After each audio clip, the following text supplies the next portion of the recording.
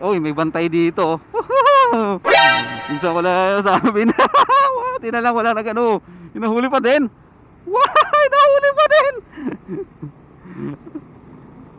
Ano ba yan? Hinahuli pa rin doon. Nakalagay na nga dito. Ayan o. Saan na ba yun nakalagay? Bus lane only. Ibig sabihin pwede motor. Ayan o. Ay, ayun sila. Uy. Wow, galing. Okay okay May bantay din doon. Tingnan natin dito sa ano. Ano tawag dito? Ortigas flyover.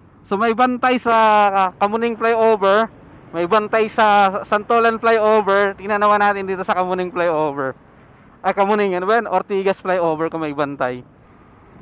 May bantay din. May bantay din. So tatlong hotspot ang may bantay. Ayan o.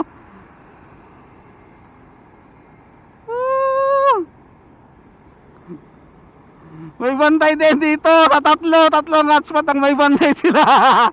So yun. Oy, ayos dyan, ayos.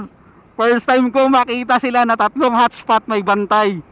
Kamuning flyover, Santolan flyover, tapos Ortigas flyover pababa.